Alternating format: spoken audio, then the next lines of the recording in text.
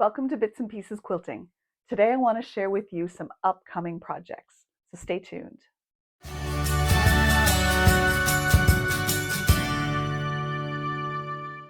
Hi, I'm Michelle.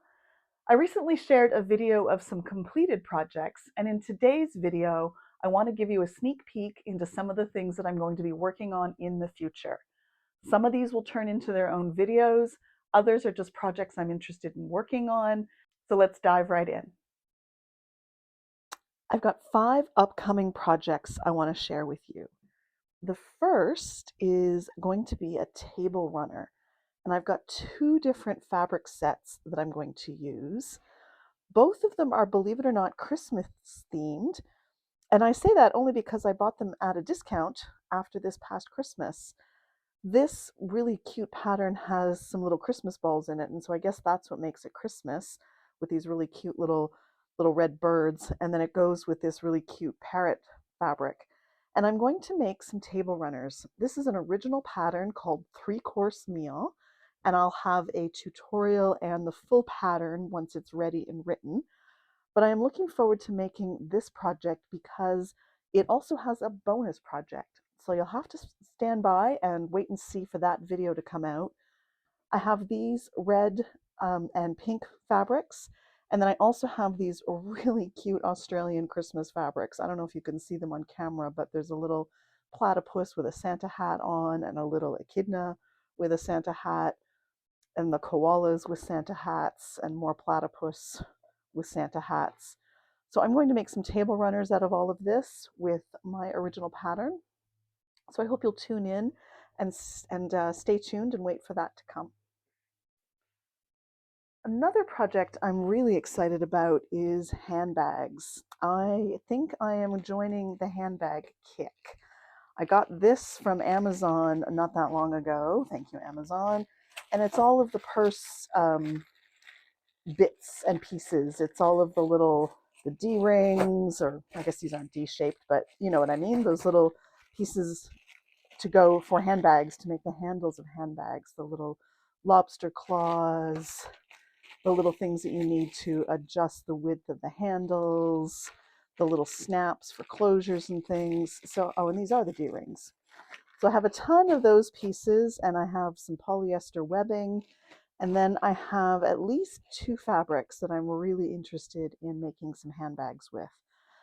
So I have seen a few YouTube videos that look really exciting, and I am really keen to dive in and see if I can turn my hand to bag making.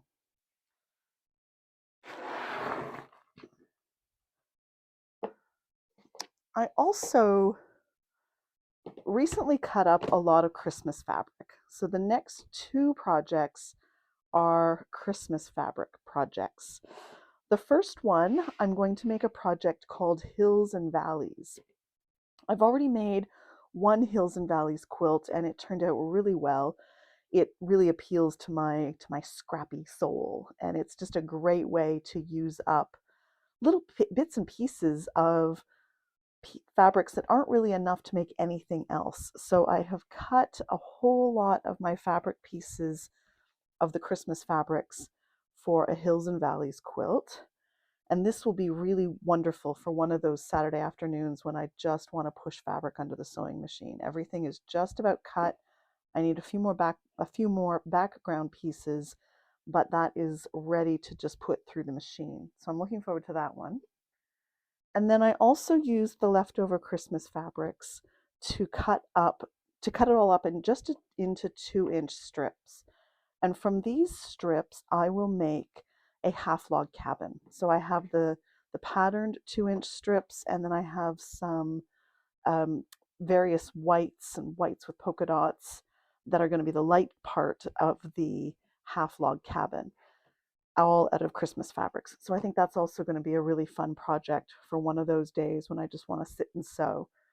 I'm not a huge Christmas fan, and I know for Christmas fans that's probably not the sort of thing that you say, but there it is. And I've decided that the little bits and bobs of Christmas fabric that I have left in my collection, it's time to use them up for something. So I've got 2 Christmas quilts cut out. And the final project I want to show you is this really cute old-fashioned cross-stitch project. My Aunt Barb started this project and then she unfortunately passed away. And so when we were cleaning out her craft supplies, I found this project and it was about half finished. She had done most of the houses, but she hadn't done any of the outlining and she hadn't put in the alphabet in to make it a sampler. So I thought in her honor I would finish this project. So I've finished the stitching and I think what I'm going to do is turn it into a pillow. So I was recently at the fabric shop and I bought a pillow form that I think will be a decent size for this project. So I'll pick some fabric for the borders and then turn it into a pillow. So I'll have a nice little memory of my aunt and a useful home decor item. Maybe when I'm sitting and reading, I'll put the pillow put the pillow at my back and remember Annie Barb as I am enjoying a good book.